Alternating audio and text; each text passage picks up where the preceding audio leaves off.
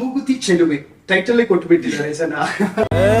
ಸಿಂಗಾರ ಸಿರಿಯೇ ಅಂಗಾಲಿನಲೆ ಬಂಗಾರ ನಿಮ್ಗೆ ಯಾವ ತರ ಲೈಕ್ ಸ್ಟೇಷನ್ ಹೇಗಿರುತ್ತೆ? ನೋಡಿದೆ ಪ್ರಾಬಿ ಸೆಕೆಂಡ್ ಸ್ಟ್ಯಾಂಡರ್ಡ್ ಏನೋ ನಂಗೇನೋ ಮಾಡ್ತಾರೆ ನನ್ಗೇನೋ ಮಾಡ್ತಾರೆ ಅಂತ. ರಶ್ಮಿಕಾ ಮಂದಣ್ಣ ಅವರು ಬಾಲಿವುಡ್ ಆಗಿರ್ಬೋದು ಅಥವಾ ಟಾಲಿವುಡ್ ಕಡೆಯಿಂದ ಆಫರ್ಸ್ ಬಂತ? ಸಪ್ತಮಿ ಕನ್ನಡದ ಹುಡುಗಿ ತೊಂದ್ರೆ ಇಲ್ಲ, ಅನ್ನ ನೀರು ಎಲ್ಲ ಕೊಟ್ಟಿರೋದು ಕಾಂತಾರ ಅನ್ನೋ ಕನ್ನಡ ಸಿನಿಮಾ.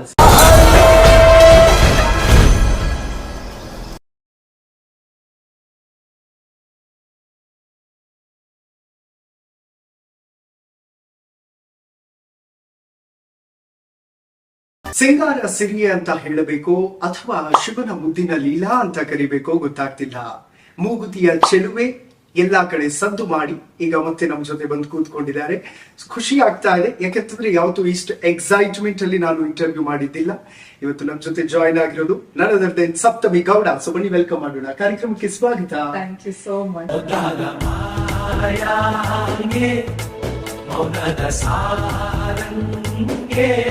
ಓಕೆ, ಮೂಗುತಿ ಚೆಲುವೆ ಟೈಟಲ್ ಕೊಟ್ಬಿಟ್ಟಿದ್ದಾರೆ ಜನ.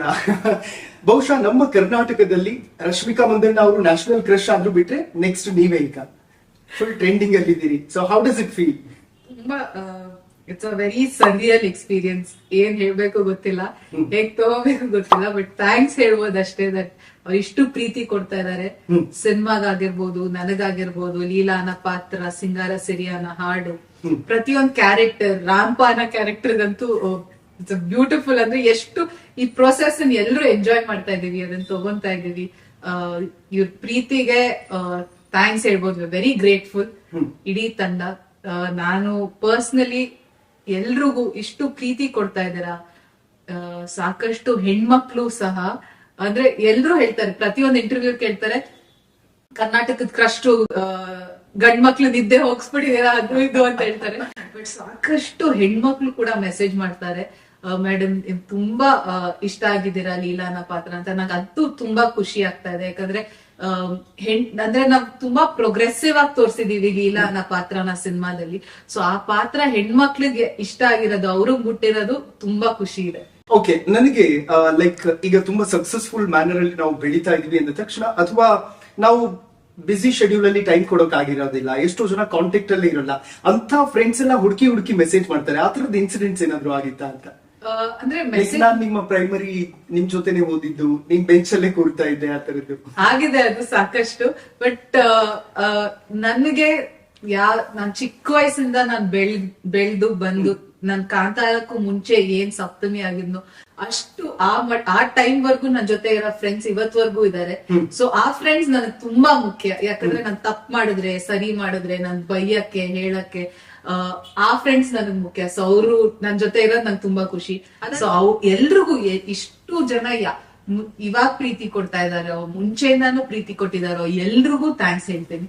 ಓಕೆ, ಅದ್ರ ಜೊತೆಗೆ ಸಾಕಷ್ಟು ಪಾತ್ರಗಳು ಈ ಚಿತ್ರದಲ್ಲಿದೆ. ಒಂದೊಂದು ಪಾತ್ರವೂ ಕೂಡ ಅದ್ಭುತವಾದಂತದ್ದು. ಸಪ್ತಮಿ ಅವ್ರಿಗೆ ಅದೊಂದು ಇರುತ್ತಲ್ಲ, ನಾವು ಕ್ಯಾರೆಕ್ಟರ್ ಮಾಡ್ತಾ ಇರುವಂತ ಟೈಮಲ್ಲೂ ಕೂಡ ನನಗೆ ಆ ಪಾತ್ರ ಸಿಕ್ಕಿರ್ತಿದ್ರೆ ಚೆನ್ನಾಗಿರೋದು, ನಾನು ಅದನ್ನ ಕ್ಯಾಚ್ ಮಾಡಬಹುದಿತ್ತು ಅಂತ. ಆ ತರದ್ ಯಾವ್ದಾದ್ರು ಇದೆಯಾ?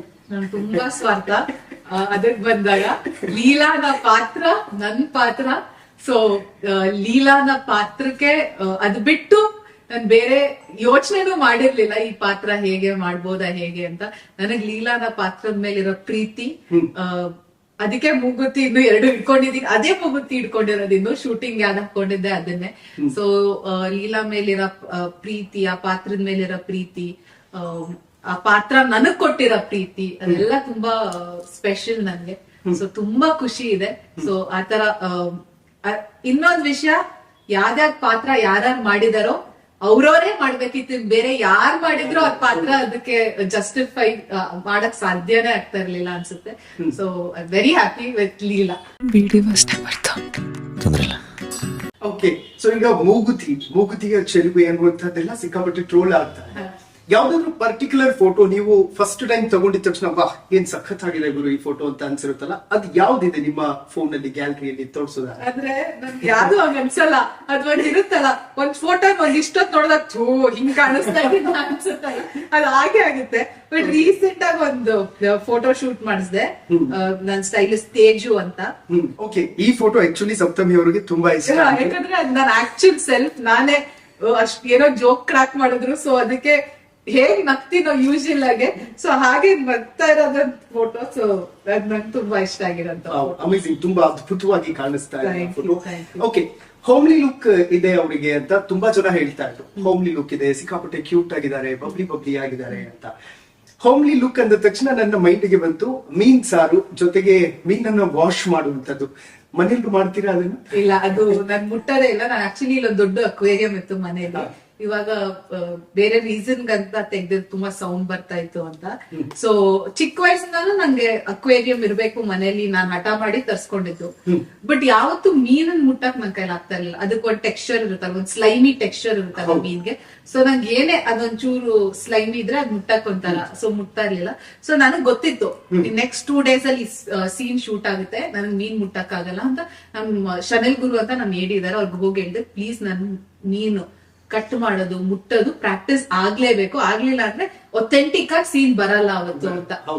ಸೊ ವಿಜೇತಾ ಅಂತ ನಮ್ ಸ್ಟಿಲ್ ಫೋಟೋಗ್ರಫರ್ ಕಾಣ್ತಾ ಇರೋದು. ಸೊ ಅವ್ರ ತಾಯಿ ಅವ್ರ ಮನೆಗ್ ಹೋಗಿ ಅವ್ರ ತಾಯಿ ಹೇಳ್ಕೊಟ್ರು ಹೇಗೆ ಆ ಮನೆಯಲ್ಲಿ ಹೇಗ್ ಕೂರ್ಬೇಕು, ಹೇಗ್ ಮೀನ್ ಕಟ್ ಮಾಡ್ಬೇಕು, ಮತ್ತೆ ಅದನ್ನ ಬೂದಿಲಿ ತಿರ್ಗ್ಸ್ಬೇಕು. ಯಾಕಂದ್ರೆ ಗ್ರಿಪ್ ಬರ್ಬೇಕಲ್ಲ, ಸ್ಲಿಪ್ರಿ ಇರುತ್ತೆ ಮೀನು. ಸೊ ಅದನ್ನ ಬೂದಿಲಿ ಹೇಗ್ ತಿರ್ಗ್ಸ್ಬೇಕು ಅದನ್ನೆಲ್ಲ ಹೇಳ್ಕೊಟ್ಟು ಅದ್ರ ತಲೆ ಹಿಡ್ಕೊಂಡು ಹೇಗೆ ಮೀನ್ ಕಟ್ ಮಾಡ್ಬೇಕು ಅಂತ. ಸೊ ಅವತ್ ನಾನ್ ಕಟ್ ಮಾಡಿದ ಮೀನಲ್ಲೇ ಊಟ ಮಾಡ್ಕೊಟ್ರು ಅವರು. ಅವ್ರಿಗೆ ಮಾಡಿದ ಊಟ ತಿನ್ಕೊಂಡ್ ಬಂದ್ರೆ ಅದ್ರಂತ best boiled rice, fish curry, prawns fry ನಾನ್ ಎಲ್ಲೂ ತಿಂದಿಲ್ಲ, ಯಾವ ಹೋಟ್ಲಲ್ಲೂ ತಿಂದಿಲ್ಲ, ಅಷ್ಟು ಚೆನ್ನಾಗಿ ಊಟ ಮಾಡ್ಕೊಟ್ರು ಅವ್ರು ಅವತ್ತು. ಸೊ ಅದಕ್ಕೆ ಅಂದ್ರೆ ರೀಸೆಂಟ್ ಆಗು ಅಷ್ಟೇ ನನ್ ಫ್ರೆಂಡ್ ಅವ್ರ ತಾಯಿ, ಅವ್ರ ಮಂಗ್ಳೂರ್ ಕರಾವಳಿ ಕಡೆ, ಅವ್ರು ಕಾಲ್ ಮಾಡಿದ್ರು. ಕಾಲ್ ಮಾಡಿ ಮಾತಾಡ್ತಾ ಅವ್ರು ಕೇಳಿದ್ರು, ಅಯ್ಯೋ ಮತ್ತು ನೀನ್ ಮೀನ್ ಮುಂಚೆಯಿಂದಾನು ಕಟ್ ಮಾಡ್ತಾ ಇದ್ದೆ, ನಾವ್ ಮಾಡ್ತೀವಲ್ಲ ಆಕ್ಚುಲ್ ಆಗಿ ಹಾಗೆ ಕಟ್ ಮಾಡಿದ್ಯಾ ಮೀನು, ಎಲ್ಲೂ ಕಲ್ತು ಅಥವಾ ನೀನು ಹೊಸದಾಗಿ ಮಾಡಿದ್ಯಾ ಅಂತ. ನಾನ್ ಥ್ಯಾಂಕ್ ಯು ಸೋ ಮಚ್ ಅಂತ. ಸೊ ಅದೊಂದು ಕಾಂಪ್ಲಿಮೆಂಟ್. ಡಿಮ್ಯಾಂಡ್ ಜಾಸ್ತಿ ಆಯ್ತಾ ಮನೆಯಲ್ಲಿ ಬಂದಿದ ತಕ್ಷಣ ಮೀನ್ ಸಾರ್ ಚೆನ್ನಾಗಿ ಮಾಡ್ಕಂತೆ ಮಾಡು ಅಂತ? ಯಾರು ಅದು ನಾವು ಇನ್ನು ಧೈರ್ಯ ಮಾಡಿಲ್ಲ. ಇವಾಗ ಇಲ್ಲಿ ಬೆಂಗಳೂರಲ್ಲಿ ಹೆಂಗಿದ್ರು ಕಟ್ಟಾಗಿರೋ ಮೀನ ಸಿಗುತ್ತಲ್ಲ, ಸೊ ಇನ್ನೂ ಒಂದು ಬಂದಿಲ್ಲ. ಅಲ್ಲಿದ್ದಾಗ ಹೇಳ್ತಾ ಇದ್ರು ಅಮ್ಮ, ಹೆಂಗಿದ್ರು ಕಲ್ತಿದ್ಯಾ, ಒಂದಿಷ್ಟು ತಂದ್ಕೊಡ್ತೀನಿ, ಕ್ಲೀನ್ ಮಾಡ್ಕೊಡು ನಮ್ಗೆ ಅಂತ. ಮನೇಲಿ ಇನ್ನು ಅದು ಡಿಮಾಂಡ್ ಬಂದಿಲ್ಲ, ಬಟ್ ಬರುತ್ತೆ ಆಬ್ವಿಯಸ್ಲಿ, ಒಂದರ ಮಾಡ್ಬೇಕು. ಓಕೆ, ಯಾವ ಮೀನ್ ತುಂಬಾ ಇಷ್ಟ ನಿಮಗೆ? ಬಂಗುಡೆನ ಅಥವಾ ಯಾವ್ದು ಬೇರೆ ಯಾವ ಮೀನ್ ಇಷ್ಟಪಟ್ಟು ತಿನ್ನೋದು? ನನ್ಗೆ ಅಂಜಲ್ ಇಷ್ಟ, ಯಾಕಂದ್ರೆ ಅದು ಈಸಿ ಮತ್ತೆ ಟೇಸ್ಟಿ. ಮತ್ ನಾನ್ ಬೆಂಗಳೂರಲ್ಲಿ ಹುಟ್ಟಿ ಬೆಳೆದ್ರಿಂದ ಪಾಂಫ್ರೆಟ್, ಅಂಜಲ್ ಅದೆಲ್ಲ ಜಾಸ್ತಿ. ಅದಲ್ಲದೆ ಕಾಣೆಕರಿ, ಬಾಯ್ಲ್ಡ್ ರೈಸ್. ಇಲ್ಲಿ ಕೂಡ್ಲಾ ಅಂತ ಒಂದು ಹೋಟೆಲ್ ಇದೆ, ಸೊ ಅಲ್ಲಿ ಬಾಯ್ಲ್ಡ್ ರೈಸ್, ರಾಗಿ ಮಣಿ, ಮತ್ತೆ ಕಾಣೆಕರಿ, ಕ್ರಾಬ್ ಮಸಾಲಾ ಫ್ರೈ ಅದೆಲ್ಲ ಮುಂಚೆಯಿಂದ ತಿಂತಾ ಇದ್ವಿ. ಸೊ ಅದ್ ತುಂಬಾ ಇಷ್ಟ, ಅದ್ ತಿಂತೀನಿ, ತುಂಬಾ ಇಷ್ಟಪಟ್ಟು ತಿಂತೀನಿ. ಅಮೇಜಿಂಗ್. ಓಕೆ, ತಂದೆ ಪೊಲೀಸ್ ಡಿಪಾರ್ಟ್ಮೆಂಟ್ ಗೆ ಸೇರಿದವರು. ಈಗ ಯೂಶಲಿ ಅದೊಂದು ಇರುತ್ತೆ, ನಮ್ಮಪ್ಪ ಏನಾದ್ರು ಒಂದು ದೊಡ್ಡ ಲೆವೆಲ್ ಅಲ್ಲಿ ಇದಾರೆ ಅಂದ್ರೆ ನಮ್ಮಪ್ಪ ಯಾರು ಗೊತ್ತಾ, ಆ ತರದ್ದು ಸ್ಕೂಲಲ್ಲಿ ಯಾವ್ದಾದ್ರು ಆಗಿದ್ಯಾ? ಟೀಚರ್ಸ್ ಅಥವಾ ಅಟೆಂಡೆನ್ಸ್ ಹಾಕೋ ಟೈಮ್ ಅಲ್ಲಿ ಅಥವಾ ಫ್ರೆಂಡ್ಸ್ ಜೊತೆ ಮಾತಾಡೋ ಟೈಮ್ ಅಲ್ಲಿ, ರ್ಯಾಗಿಂಗ್ ಆಗಿರೋ ಟೈಮ್ ಅಲ್ಲಿ ನಮ್ಮಪ್ಪ ಯಾರು ಗೊತ್ತಾ, ಕರ್ಕೊಂಡು ಬರ್ತೀನಿ ಕಂಡ್ರೆ ನಿಮ್ಗೆ? ಸದ್ಯಕ್ಕೆ ನನ್ನ ನೋಡಿ ಯಾರು ರ್ಯಾಗ್ ಮಾಡಿಲ್ಲ ಫಸ್ಟ್. ಸೊ ನನ್ನ ನೋಡಿ ಬೇಡಪ್ಪ, ಯಾಕೆ ಅಂದ್ರೆ ನಾನು ಒಂದು ಸಪ್ತಮಿಯಾಗಿ I very I am a very tall person also. So ಅದನ್ನ ನೋಡಿ ಜಾಸ್ತಿ ಯಾರು ರ್ಯಾಂಕ್ ಮಾಡ್ತಾ ಇರ್ಲಿಲ್ಲ. ಅದಾದ್ರೆ ವೆರಿ ಎಕ್ಸ್ಟ್ರೋವರ್ಟ್, ಔಟ್ ಸ್ಪೋಕನ್, ಯಾರನ್ನಾದ್ರೂ ಫ್ರೆಂಡ್ ಮಾಡ್ಕೋತೀನಿ ನಾನು. ಸೊ ಅದೊಂದ್ ಕ್ಯಾರೆಕ್ಟರ್, ಯಾರ ಜೊತೆ ಆದ್ರೂ ಮಾತಾಡ್ತೀನಿ, ಯಾರನ್ನಾದ್ರೂ ಫ್ರೆಂಡ್ ಮಾಡ್ಕೋತೀನಿ, ಎಷ್ಟೊತ್ತಾದ್ರೂ ಮಾತಾಡಕ್ ಬಿಟ್ರೆ ಕಂಟಿನ್ಯೂಸ್ ಆಗಿ ಮಾತಾಡ್ತೀನಿ ನಾನು. ಸೊ ಆ ತರ ಕ್ಯಾರೆಕ್ಟರ್. ಸೊ ಅದಕ್ಕೋಸ್ಕರ ಯಾವತ್ತೂ ಯೂಸ್ ಮಾಡಿಲ್ಲ, ಎಲ್ಲಿ ಸ್ಕೂಲಲ್ಲೂ ಹೇಳಿಲ್ಲ ನಮ್ಮಪ್ಪ ಯಾರು ಗೊತ್ತಾ ಅಂತ, ಅಥವಾ ಎಲ್ಲೂ ಯಾವತ್ತು ಅಂದ್ರೆ ಜನರಿಗೆ ಗೊತ್ತಿತ್ತು, ಯಾಕಂದ್ರೆ ನಮ್ಮಪ್ಪ ಅಷ್ಟು ದೊಡ್ಡ is a very celebrated officer ಅವರು. ಸೊ ಅದಕ್ಕೆ ಎಲ್ರಿಗೂ ಗೊತ್ತಿತ್ತು. ಬಟ್ ನಾನು ಅದನ್ನ ಪರ್ಸನಲಿ ಎಲ್ಲೂ ಯೂಸ್ ಮಾಡ್ಕೊಂಡಿಲ್ಲ, ಅಥವಾ ನಮ್ ತಂದೆಯವರು ಬಂದು ಯಾವತ್ತು ಹೇಳಿಲ್ಲ ನಮ್ ಮಕ್ಳಿವ್ರು ಅಂತ. So everything that's been is out of our merit and ನಾವಪ್ಪ ಏನ್ ಕೆಲಸ ಮಾಡಿದಾಗ ಅದು ಅವ್ರ ಕಷ್ಟಪಟ್ಟು ಅವ್ರ ಮೆರಿಟ್ ಅಲ್ಲೇ ಕಷ್ಟಪಟ್ಟು ಹೇಗ್ ಬಂದ್ರು ಹಾಗೆ ಅವ್ರ ಮಕ್ಳನ್ನು ತರ್ಬೇಕು ಅಂತ. ಸೊ ನಮ್ ಮೆರಿಟ್ ನಮ್ ಕಷ್ಟದಿಂದಾನೇ ಯಾವಾಗ್ಲೂ ನಮ್ಮನ್ನ ಬೆಳೆಸಿದ್ದು. ಅಂದ್ರೆ engineering was I studied free of cost engineering, ಯಾಕಂದ್ರೆ ನಾನು ಸ್ವಿಮ್ಮಿಂಗ್ ಮಾಡ್ತಾ ಇದ್ದೆ. ಸೊ ಅದರಿಂದ ನಮ್ ಗವರ್ಮೆಂಟ್ ಸ್ಕಾಲರ್ಶಿಪ್ ಕೊಡ್ತಾ ಇತ್ತು. ಸೊ ಎನಿಥಿಂಗ್, ಸೊ ಏನೇ ಮಾಡಿದ್ರು ನೀವ್ ಕಷ್ಟ ಪಡ್ಬೇಕು, ನಿಮ್ ಶ್ರಮ ಹಾಕ್ಬೇಕು, ಅದ್ರ ಮೇಲೆ ನೀವ್ ಬರ್ಬೇಕು ಅಂತ. ಸೊ ಯಾವತ್ತೂ ಕಾಂತಾರಕ್ಕಾಗಿರ್ಲಿ ಯಾವ್ದೇ ಬೇರೆ ಅಂದ್ರೆ ಮುಂಚೆ ನಾನು ಇಂಜಿನಿಯರಿಂಗ್ ಸೇರ್ಕೊಬೇಕಾದ್ರೂ ಆಗಿರ್ಲಿ, ಸ್ಕೂಲ್ ಸೇರ್ಕೊಬೇಕಾದ್ರೂ ಆಗಿರ್ಲಿ, ಯಾವತ್ತು ಬಂದು ಹೇಳಿಲ್ಲ ಅಥವಾ ನಾವು ಹೇಳ್ಕೊಟ್ಟಿಲ್ಲ ಅದನ್ನ. ಓಕೆ, ಯೂಶಲಿ ಈಗ ಮನೇಲಿ ಏನಾಗುತ್ತೆ ಅಂತಂದ್ರೆ ನಮ್ಮ ಪರ್ಟಿಕ್ಯುಲರ್, ಈಗ ನಾನು ಫಾರ್ ಎಕ್ಸಾಂಪಲ್ ನಾನು ಯಾವ್ದು ನ್ಯೂಸ್ ಚಾನಲ್ ವರ್ಕ್ ಮಾಡ್ತಾ ಇದ್ದೀನಿ ಅಂತಂದ್ರೆ ಮನೆಯವ್ರಿಗೆ ಒಂದು ಕ್ಯೂರಿಯಾಸಿಟಿ ಇರುತ್ತೆ, ಹೇಗ್ ವರ್ಕ್ ಆಗುತ್ತೆ ಚಾನಲ್, ಹೇಗಿರುತ್ತೆ ಸ್ಟುಡಿಯೋ ಅಂತೆಲ್ಲ. ನಿಮ್ಗೆ ಯಾವ ತರ ಲೈಕ್ ಸ್ಟೇಷನ್ ಹೇಗಿರುತ್ತೆ, ಯಾವ ತರ ಇರುತ್ತೆ ನೋಡಿದೀರಾ? ಯಾವ್ದಾದ್ರು ಮೆಮೊರೀಸ್ ಇದೆಯಾ? ನನ್ ತುಂಬಾ ಚಿಕ್ಕೋಡಿದ್ದೆ, ಪ್ರಾಬ್ಲಿ ಸೆಕೆಂಡ್ ಸ್ಟ್ಯಾಂಡರ್ಡ್ ಏನೋ, ಅವಾಗ ಆಯುಧ ಪೂಜೆ ಆದಾಗೆಲ್ಲ ಫ್ಯಾಮಿಲೀಸ್ನೆಲ್ಲ ಕರೀತಾರೆ. ಸೊ ಹಾಗೆ ನಮ್ಮಪ್ಪ ಸಿಸಿ ಬೀಳಿದ್ರು. ಸೊ ಆಯುಧ ಪೂಜೆ ಆಗಿತ್ತು. So central crime branch. So ನಂಗೆ ತುಂಬಾ ಎವಿಡೆಂಟ್ಲಿ ನಾಟಕ ಇದೆ ಇದು. ಸೊ ನನ್ಗೆ ನಾನು ಹೇಳ್ದಂಗೆ ಎಲ್ರೂನು ಮಾತಾಡ್ಸೋದು, ಯಾರು ಅಂತ ನನ್ ನೋಡಲ್ಲ. ಸೊ ನನ್ಗೆ ಪೂಜೆ ಎಲ್ಲ ಆಗಿತ್ತು, ತುಂಬಾ ಚಿಕ್ಕ ಹುಡುಗಿ. ಸೊ ಜೇಲ್ ನೋಡ್ಬೇಕು ಅನ್ನೋದು ಒಂದಿರುತ್ತಲ್ಲ. ಸೊ ಹೋದೆ, ಅಲ್ಲಿ ಒಬ್ರು ಜೇಲ್ ಒಳಗಡೆನೆ ಕೂತಿದ್ರು. ಸೊ ನನ್ಗೆ ಸುಮ್ನೆ ಹೋದೆ, ನೋಡ್ಬಿಟ್ಟು ಊಟ ಆಗಿದ್ಯಾ ಅಂತ ಕೇಳ್ದೆ. ಅವರು ಹಿಂಗಂದ್ರು. ನನ್ಗೆ ಎಷ್ಟು ಹೆದರ್ಕೊಂಡಿದ್ದೆ, ಒಂದ್ ವಾರ ನಿದ್ದೆ ಇಲ್ಲ ನನ್ಗೆ, ಫುಲ್ ಹೆದರ್ಕೊಂಡಿದ್ದೆ ನಾನು. ಅಯ್ಯೋ ನನ್ಗೇನೋ ಮಾಡ್ತಾರೆ, ನನ್ಗೇನೋ ಮಾಡ್ತಾರೆ ಅಂತ. ಸೊ ಅದು ಕ್ಯಾರೆಕ್ಟರ್, ಬಟ್ ಅದೊಂದು ವೆರಿ ವಿವಿಡ್ ಮೆಮೊರಿ, ಯಾಕಂದ್ರೆ ನಾನು ಅಷ್ಟು ಹೆದರ್ಕೊಂಡಿದ್ದೆ. ಆಮೇಲೆ ನನ್ ಪೂಜೆಗೆ ಬರೋದ, ಇಲ್ಲ ಬರಲ್ಲ ಪ್ಲೀಸ್ ಬಿಡಿ ಅಂತ. ಸೊ ಆಯುಧ ಪೂಜೆಗೆ ಹೋಗಿದ್ದಾಗ ಅದು. ಮತ್ತೆ ಇನ್ನೊಂದು ಮೆಮೊರಿ ಇರೋದಂದ್ರೆ ಆಯುಧ ಪೂಜೆ ಆದಾಗ ಸ್ಟೇಷನ್ ಅಲ್ಲೆಲ್ಲ ಅವ್ರದ್ದು ಗನ್ಸ್ ಇರುತ್ತಲ್ಲ. ಸೊ ಗನ್ ಮೇಲ್ಗಡೆ ಅದೊಂದು ಪಾಯಿಂಟೆಡ್ ಇದಿರುತ್ತೆ, ಅದಕ್ಕೆಲ್ಲ ನಿಂಬೆಹಣ್ಣು ಹಾಕಿರ್ತಾರೆ. ಸೊ ಅದೊಂದು ಮೆಮೊರಿ ತುಂಬಾ ಚೆನ್ನಾಗಿ ಆಗ್ತಾ ಇದೆ. ನಮ್ ತಂದೆ ಎಲ್ಲಿ ಹೋದ್ರು, ಯಾವ್ದೇ ಸ್ಟೇಷನ್ ಹೋದ್ರು ಫಸ್ಟ್ ಮಾಡ್ತಾ ಇದ್ದು ಕಂಪ್ಲೀಟ್ ಕ್ಲೀನಿಂಗ್ ಪ್ರೊಸೆಸ್ ಮಾಡ್ತಾ ಇದ್ರು. ಅದ್ರ ಇಡೀ ಸ್ಟೇಷನ್ ನ ಅದ್ ಯಾವ್ದೇ ಸ್ಥಿತಿಲಿ ಅದ್ ಕಂಪ್ಲೀಟ್ ಕ್ಲೀನ್ ಮಾಡಿಸಿ, ಒಂದ್ ಫ್ರೆಶ್ ಪೇಂಟ್ ಮಾಡಿಸಿ, ಅದು ಹೊಸ ಸ್ಟೇಷನ್ ತರ ಕಾಣಿಸ್ಬೇಕು. ಆಮೇಲೆ ಗಾರ್ಡನ್, ನಮ್ ತಂದೆಗೆ ಇವಾಗ್ಲೂ ಅಷ್ಟೇ ಪ್ಲಾಂಟ್ಸ್, ಮತ್ತೆ ಅವ್ರು ಸಾಕಷ್ಟು ಅವ್ರ ಕೆಲ್ಸದ ಟೈಮಲ್ಲಿ ಲೇಕ್ಸ್ ಇರೋದಲ್ಲ, ಅಂದ್ರೆ ಬತ್ತೋಗಿರೋದ್ ಲೇಕ್, ಅದನ್ನ ರೆಪ್ಲೆನಿಶ್ ಮಾಡಿರೋದು ಸಾಕಷ್ಟಿದೆ. ಸೊ ಅವ್ರಿಗೆ ಅದು ನೇಚರ್ ಅಂದ್ರೆ ತುಂಬಾ ಇಷ್ಟ ಅಪ್ಪಗೆ. ಇದು ಆಕ್ಚುಲಿ ಚೆನ್ನಾಗಿರೋದು. ಈಗ ಸಿಕ್ಕಾಪಟ್ಟೆ ಹೆಸರು ಮಾಡ್ಕೊಂಡಿದ್ದೀರಿ, ಎಲ್ಲೆಡೆಗೂ ಕೂಡ ನಿಮ್ದೇ ಹವಾ. ಹಿಂದಿಯಲ್ಲೂ ನೀವೇ, ತಮಿಳಲ್ಲೂ ನೀವೇ, ತೆಲುಗಲ್ಲೂ ನೀವೇ, ಕನ್ನಡದಲ್ಲೂ ನೀವೇ, ಎಲ್ಲೆಲ್ಲೂ ನೀವೇ.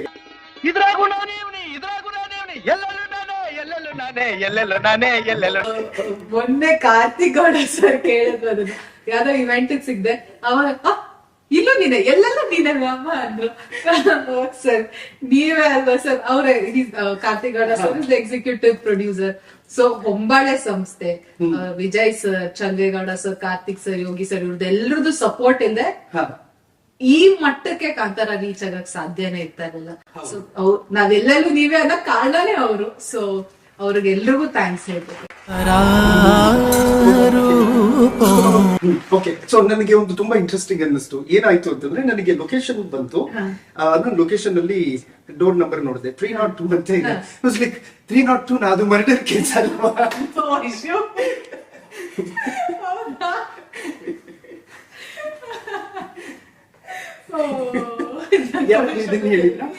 ಹೊಸ ವಿಷಯ ಗೊತ್ತಿರ್ಲಿಲ್ಲ, ಇದು ಹೊಸ ವಿಷಯ. ನಮ್ ತಂದೆನೇ ಕೇಳಕ್, ಅವ್ರ ಸೆಕ್ಷನ್ಸ್ ಕ್ಲೀನ್ ಆಗಿ ಗೊತ್ತಿರುತ್ತೆ, ಇದನ್ನ ಕೇಳ್ಬೇಕು ನಾನು. ಓಕೆ, ವೆಲ್ ಫೈನಲಿ ಒಬ್ರು ಯೂಟ್ಯೂಬರ್ ರಿಷಬ್ ಸರ್ ಕಾಲಿಗೆ ಬೀಳ್ತಾರೆ. ಸೊ ಒಂದು ರೀತಿಯಲ್ಲಿ ಅದು ರೋಮಾಂಚನ ಆಗುತ್ತೆ ಅದನ್ನ ನೋಡಿದ ತಕ್ಷಣ. ನೀವು ಪಕ್ಕದಲ್ಲೇ ಕೂತಿದ್ರಿ, ಯಾಕಂದ್ರೆ ನಾವು ವಿಡಿಯೋ ನೋಡಿದವ್ರಿಗೆ ಅಷ್ಟು ಖುಷಿ ಆಗ್ತಾ ಇತ್ತು, ಅಷ್ಟು ರೋಮಾಂಚನ ಆಗ್ತಾ ಇತ್ತು. ಆ ಕ್ಷಣ ನಿಮ್ಮ ಮೈಂಡ್ ಅಲ್ಲಿ ಏನಿತ್ತು ಅಂತ? ಅಂದ್ರೆ ಅವ್ರು ಬಂದ್ರು, 3 ಜನ ಹುಡುಗರು ಅವತ್ತು ಯೂಟ್ಯೂಬರ್ಸ್ ಬಂದಿದ್ದು. ನಾವು ಮುಂಬೈಗೆ ಹೋಗಿದ್ದಾಗ ಸೊ ರಿಷಬ್ ಸರ್ ಬಂದ್ರು, ಹೋದ್ವಿ, ಕೂತ್ಕೊಂಡ್ವಿ ಇಂಟರ್ವ್ಯೂಗೆ. ಅವ್ರು ಹೇಳಿದ್ರು ರಿಷಬ್ ಸರ್ಗೆ, ಸರ್ ಪ್ಲೀಸ್ ಉಜ್ಜಾವ ಅಂತ, ಎದೋಳಿ ಅಂತ ಹೇಳಿದ್ರು.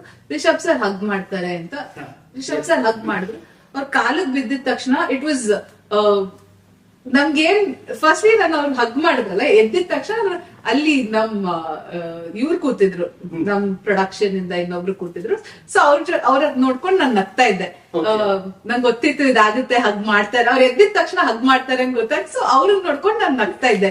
ಸಡನ್ ಆಗಿ ಆ ವ್ಯಕ್ತಿ ಕಾಲಿಗೆ, ಸೂರಜ್ ಅಂತ ಯೂಟ್ಯೂಬರು, ಸೊ ಅವ್ರ ಕಾಲಿಗೆ ಬಿದ್ದಿದ ತಕ್ಷಣ ನಂಗೆ ನಗ್ತಾ ಇದ್ರೆ ಒಂದ್ ಸೆಕೆಂಡ್ ನನಗೆ ಅದೊಂದು ಆಶ್ಚರ್ಯ, ನಂಗೊಂದು ಅಂದ್ರೆ ಅದ್ ಹೇಗ್ ತಗೊಳೋದು, ನನಗೆ ಒಂದು ಓವರ್ವೆಲ್ಮಿಂಗ್ ಫೀಲಿಂಗ್. ಅಂದ್ರೆ I don't know how Rishab sir ಹೇಗ್ ತಗೋತಾ ಇದಾರೆ ಅದನ್ನ ಅಂತ. ಬಟ್ ಆ ಪ್ರೀತಿ ಅದಕ್ಕೆ ಹೇಳ್ದಂಗೆ ಥ್ಯಾಂಕ್ಸ್ ಹೇಳ್ಬೇಕು ಅವ್ರಿಗೆ. ಇನ್ನೂ ಒಳ್ಳೊಳ್ಳೆ ಸಿನಿಮಾ ಕೊಡ್ಬೇಕು ನಾವು, ಅಷ್ಟೇ. ನಮ್ ಜನ ಇಷ್ಟು ಪ್ರೀತಿ ಕೊಟ್ಮೇಲೆ ನಮ್ ಕೈ ಏನ್ ಸಾಧ್ಯ? ಒಳ್ಳೊಳ್ಳೆ ಕ್ಯಾರೆಕ್ಟರ್ಸ್, ಒಳ್ಳೊಳ್ಳೆ ಸಿನಿಮಾ ಅಷ್ಟೇ ಕೊಡಕ್ ಸಾಧ್ಯ. ಯಾವ್ದಾದ್ರು ಬಾಲಿವುಡ್ ಆಗಿರ್ಬೋದು ಅಥವಾ ಟಾಲಿವುಡ್ ಕಡೆಯಿಂದ ಆಫರ್ಸ್ ಬಂತ? ಬರ್ತಾ ಇದೆ, ಬಟ್ ಸಪ್ತಮಿ ಕನ್ನಡದ ಹುಡುಗಿ. ಸೊ ಅದೊಂದು ಫಸ್ಟ್ ಅನ್ನ ನೀರು ಎಲ್ಲ ಕೊಟ್ಟಿರೋದು ಕಾಂತಾರ ಅನ್ನೋ ಕನ್ನಡ ಸಿನಿಮಾ. ಸೊ ಆ ಕನ್ನಡ ಸಿನಿಮಾನ ಬೆಳೆಸಿದ್ದು ಕನ್ನಡ ಜನತೆ. ಅದಾದ್ಮೇಲೆ ಪ್ಯಾನ್ ಇಂಡಿಯಾ ಆಗಿದ್ದು ನಮ್ ಸಿನಿಮಾ. ಸೊ ಅದೊಂದ್ ಸ್ವಾರ್ಥ ಇದೆ, ಕನ್ನಡದಲ್ಲೇ ಸಾಕಷ್ಟು ಕ್ಯಾರೆಕ್ಟರ್ಸ್ ಮಾಡ್ಬೇಕು, ಬೇರೆ ಬೇರೆ ಕ್ಯಾರೆಕ್ಟರ್ಸ್ ಅಂತ. ಸೊ ಅದಕ್ಕೆ ಅದನ್ನ, ಮತ್ತೆ ನಂಗೆ ಆ ಭಾಷೆ ಅಷ್ಟು ಗ್ರಿಪ್ ಇಲ್ಲ, ಇನ್ನು ಕಲಿಬೇಕು. ಕಲ್ತ್ರೆ ಪ್ರಾಬ್ಲಿ ಆಗುತ್ತೆ, ಬಟ್ ಕನ್ನಡದಷ್ಟು ನನ್ಗೆ ಅದ್ರಲ್ಲಿ ಎಕ್ಸ್ಪ್ರೆಸ್ ಮಾಡ್ಕೊಳಕ್ ಬರಲ್ಲ. ಸೊ ಅದಕ್ಕೆ ಕನ್ನಡದ ಸಿನಿಮಾನೇ ಫಸ್ಟ್ ಪ್ರಯಾರಿಟಿ ಆಲ್ವೇಸ್. ಯಾಕಂದ್ರೆ ಆ ಭಾಷೆಯಲ್ಲಿ ನಾನು ಎಕ್ಸ್ಪ್ರೆಸ್ ಮಾಡ್ದಂಗೆ ಬೇರೆ ಭಾಷೆಯಲ್ಲಿ ನಾನು ಎಕ್ಸ್ಪ್ರೆಸ್ ಮಾಡಕ್ ಬರಲ್ಲ. ಸೊ ಅದಕ್ಕೆ ಕನ್ನಡ ಸಿನಿಮಾನೇ ಮಾಡ್ಬೇಕು ಅಂತ ಒಂದು ಆಸೆ. ಓಕೆ, ನನಗೆ ತುಂಬಾ ಖುಷಿ ಆಗ್ತಾ ಇರೋದು ಏನು ಅಂತಂದ್ರೆ, ನಾನು ಇದುವರೆಗೂ ಮಾಡಿದಂತ ಬಾಲಿವುಡ್ ಸೆಲೆಬ್ರಿಟಿಗಳ ಇಂಟರ್ವ್ಯೂ ನಲ್ಲಿ ರವೀನಾ ಟಂಡನ್ ಆಗಿರ್ಬೋದು, ಅನೇಕ ಸ್ಟಾರ್ ಗಳನ್ನ ಮಾಡಿದ್ದೀನಿ. ಅವ್ರಿಗೆಲ್ಲ ನಾನ್ ಕೇಳ್ತಾ ಇದ್ದೆ, Kannada would you like to do any Kannada film, would you like to do any Kannada film ಅಂತ. ಬಟ್ ಈಗ ಅಲ್ಲಿ ನಾರ್ತ್ ಇಂಡಿಯಾದಲ್ಲಿ ನಮ್ಮ ಕನ್ನಡ ಚಿತ್ರ ಕಾಂತಾರವನ್ನ ಹಿಂದಿಯಲ್ಲಿ ಯಾಕೆ ಡಬ್ ಮಾಡಿಲ್ಲ ಅಂತ ಡಿಮ್ಯಾಂಡ್ ಮಾಡ್ತಿದ್ದಾರೆ ಆಡಿಯನ್ಸ್. ಸೊ ಆ ಒಂದು ಪ್ರೋಸೆಸ್ ಅನ್ನ ನೋಡಿದಾಗ ಸೊ ಏನ್ ಫೀಲ್ ಆಗುತ್ತೆ ನಿಮ್ಗೆ? ತುಂಬಾ ಖುಷಿ ಆಗುತ್ತೆ. ನಾನು ಹೇಳ್ದಾಗೆ ಫಸ್ಟ್ ಕನ್ನಡ ಜನತೆ ಮಾತಾಡಕ್ ಸ್ಟಾರ್ಟ್ ಮಾಡಿ, ಕನ್ನಡ ಅವ್ರು ಯಾರು ಅವ್ರ ನಾನ್ ಕನ್ನಡಿಗ ಫ್ರೆಂಡ್ಸ್ ಇದಾರೆ ಅವ್ರಿಗೆಲ್ಲ ಒಂದ್ ಕ್ಯೂರಿಯಾಸಿಟಿ ಕ್ರಿಯೇಟ್ ಮಾಡಿದ್ರು. ಅವ್ರು ಇಷ್ಟು ಚೆನ್ನಾಗಿರೋ ಒಂದ್ ಕನ್ನಡ ಸಿನಿಮಾ ಮಾಡಿದೀವಿ ಅಂತ. ಸೊ ಅವ್ರು ಈ ಸಿನಿಮಾದಲ್ಲಿ ಏನಿದೆ ಅಂತ ಯಾವಾಗ ಅವ್ರು ಹೋಗಿ ನೋಡಿದಾಗ ಅವ್ರಿಗೆ ಸಿನಿಮಾ ತುಂಬಾ ಇಷ್ಟ ಆಗಿ ನಮ್ಮ ಭಾಷೆಯಲ್ಲಿ ಇದನ್ನ ಡಬ್ ಮಾಡಿ ಅಂತ ಅವ್ರು ಕೇಳ್ಕೊಂಡಿದ್ದು. ಹಿಂದಿ, ತೆಲುಗು, ತಮಿಳ್, ಮಲಯಾಳಂ, ಯಾವ್ದೇ ಬೇರೆ ಭಾಷೆ ಆಗಿದ್ರು. ಸೊ ನಮ್ ಕನ್ನಡ ಜನತೆಗೆ ಫಸ್ಟ್ ಥ್ಯಾಂಕ್ಸ್ ಹೇಳ್ಬೇಕು. ಅದಲ್ಲದೆ ಸಿನಿಮಾ ನಾವು ಕನ್ನಡ ಭಾಷೆಗೆ, ಕನ್ನಡ ಮಣ್ಣಿನ ಸಿನಿಮಾನ ಥ್ರೂಔಟ್ ದ ವರ್ಲ್ಡ್ ರಿಲೀಸ್ ಮಾಡಿದ್ದು ಸೆಪ್ಟೆಂಬರ್ 30th. ಸೊ ಇವತ್ತು ಅದಾಗದೆ ಸಿನಿಮಾ ಪ್ಯಾನ್ ಇಂಡಿಯಾ ಆಗಿದೆ. ಸೊ ತುಂಬಾ ಖುಷಿ ಇದೆ.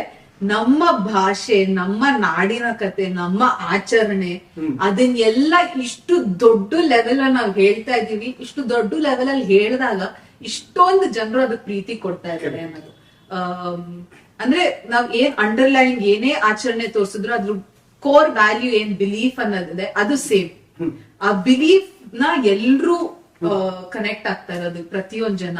ಮತ್ತೆ ಸಾಕಷ್ಟು ಜನ ಹೇಳ್ತಾರೆ ಪ್ರತಿಯೊಂದ್ ಕ್ಯಾರೆಕ್ಟರ್ಗೂ ಕನೆಕ್ಟ್ ಆಗ್ತಾ ಇದಾರೆ. ಯಾಕಂದ್ರೆ ಸಿನಿಮಾದಲ್ಲಿ ಪ್ರತಿಯೊಂದ್ ಕ್ಯಾರೆಕ್ಟರ್ ಆಗೇ ಇದೆ. ಎಲ್ಲೂನು ಇವ್ರ ಹೀರೋಯಿನ್ ಅಥವಾ ಇದು ಹೀರೋ ಅಥವಾ ಇವ್ರ ವಿಲ್ಲನ್ ಅಂತ ಎಲ್ಲೂ ಕಾಣಿಸ್ದೆ ಸಿನಿಮಾದಲ್ಲಿ. ಆ ಊರಿನ ಜನ, ಆ ಪಾತ್ರ, ಅಂದ್ರೆ ಸಾಕಷ್ಟು ಜನ ಹೇಳ್ತಾರೆ, ಅಂದ್ರೆ ಕರಾವಳಿ ಕಡೆಯವರೆಲ್ಲ ಇದು ನಮ್ ಮನೆ ಪಕ್ಕ ನಡೀತಾ ಇರುವಂತ ಕತೆ ಅನ್ಸುತ್ತೆ. ಈ ಹುಡ್ಗಿನ್ ನೋಡಿದಾಗ ಅಥವಾ ಈ ತಾಯಿನ್ ನೋಡಿದಾಗ ನಮ್ಗೆ ನಮ್ಮನ್ ನೋಡ್ಕೊಂಡು ನಮ್ ಮಕ್ಳಿಗೆ ಹೇಗ್ ಬೈತೀವೋ ಹಾಗೆ ಈ ತಾಯಿ ಬೈತಾ ಇದಾರೆ ಅನ್ಸುತ್ತೆ. ಲೀಲಾನ ಪಾತ್ರ ನೋಡಿದಾಗ ನಮ್ ಪಕ್ಕದ ಮನೆ ಹುಡ್ಗಿನೇ ಲೀಲಾ ಅಂತ ಅನ್ಸುತ್ತೆ. ಅದನ್ನೆಲ್ಲ ಕೇಳಿದಾಗ ಯಾವಾಗ ಆ ಲೆವೆಲ್ ಅಲ್ಲಿ ನಾವು ಆಡಿಯನ್ಸ್ ಜೊತೆ ಕನೆಕ್ಟ್ ಆಗ್ತೀವಲ್ಲ, ಅದಕ್ಕಿಂತ ದೊಡ್ಡದ್ದು ಏನು ಇಲ್ಲ. ಆ ಲೆವೆಲ್ ಅಲ್ಲಿ ನಾವು ಆಡಿಯನ್ಸ್ ಕನೆಕ್ಟ್ ಆದಾಗ ನಮ್ ಕ್ಯಾರೆಕ್ಟರ್ ಕನೆಕ್ಟ್ ಆಗಿದೆ, ನಾವೆಲ್ಲೋ ಒಂದು ಕ್ಯಾರೆಕ್ಟರ್ ಜಸ್ಟಿಫಿಕೇಶನ್ ಕೊಟ್ಟಿದೀನಿ ಅನ್ನೋದು ಖುಷಿ. ಓಕೆ, ಫೈನಲಿ ಲಾಸ್ಟ್ ಕಾಮೆಂಟ್ ಏನ್ ಹೇಳ್ತೀನಿ? ಧನ್ಯವಾದಗಳು ಅಂತ ಹೇಳ್ತೀನಿ. ಲಾಸ್ಟ್ ಕಾಮೆಂಟ್ ಅಂದ್ರೆ ಧನ್ಯವಾದಗಳು ಅಂತ ಹೇಳ್ತೀನಿ. ಯಾಕಂದ್ರೆ ಸಿನಿಮಾ ಕಾಂತಾರ ಅನ್ನೋ ಸಿನಿಮಾನ ಇವತ್ತು ಇಷ್ಟು ಪ್ರೀತಿ ಕೊಟ್ಟು, ಲೀಲಾ ಅನ್ನೋ ಪಾತ್ರಕ್ಕೆ ಇಷ್ಟು ಪ್ರೀತಿ ಕೊಟ್ಟು, ಅದಲ್ಲದೆ ಪ್ರತಿಯೊಂದು ಪಾತ್ರ, ಕಾಂತಾರದಲ್ಲಿರೋ ಪ್ರತಿಯೊಂದು ಪಾತ್ರಕ್ಕೂ ಸಾಕಷ್ಟು ಪ್ರೀತಿ ಕೊಟ್ಟಿದ್ದೀರಾ ನೀವು.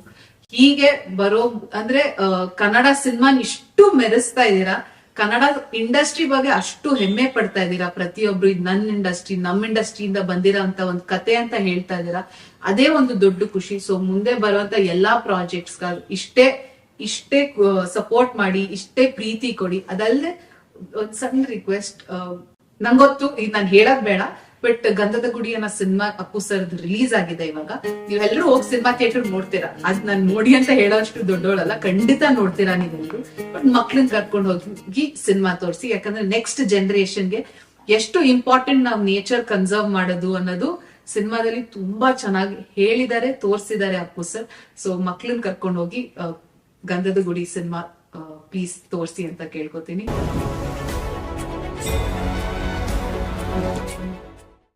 ಥ್ಯಾಂಕ್ ಯು, ನೀವು ಕಾಂತಾರದ ಮೇಲೆ ಕೊಟ್ಟಿರೋಂತ ಪ್ರೀತಿಗೆ thank you so much.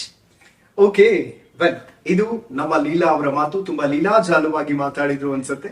So ಸಿಕ್ಕಾಪಟ್ಟೆ ಖುಷಿ ಆಯ್ತು, ಒಂದಷ್ಟು ಮಾತುಕತೆ ಸೊ ಲೀಲಾ ಅವರ ಜೊತೆ ಆಯ್ತು. ಒಟ್ಟಾರೆಯಾಗಿ ಗಂಧದ ಗುಡಿ ಕೂಡ ರಿಲೀಸ್ ಆಗಿದೆ. ಸೊ ಈ ಚಿತ್ರವನ್ನ ಎಲ್ಲರೂ ಕೂಡ ಖುಷಿಯಿಂದ ನೋಡ್ತಾ ಇದ್ದಾರೆ. ಮತ್ತೊಂದು ಕಡೆ ಮಿಶ್ರ ಭಾವ ಇರುವಂತಹ ಒಂದು ಚಿತ್ರ. ಯಾಕೆಂತಂದ್ರೆ ಥಿಯೇಟರ್ ನ ಒಳಗಡೆ ಹೋಗೋದಕ್ಕೂ ಬಿಫೋರ್ ತುಂಬಾ ಸಂಭ್ರಮಾಚರಣೆ ಅಂತ ಹೋಗಿದ್ವಿ.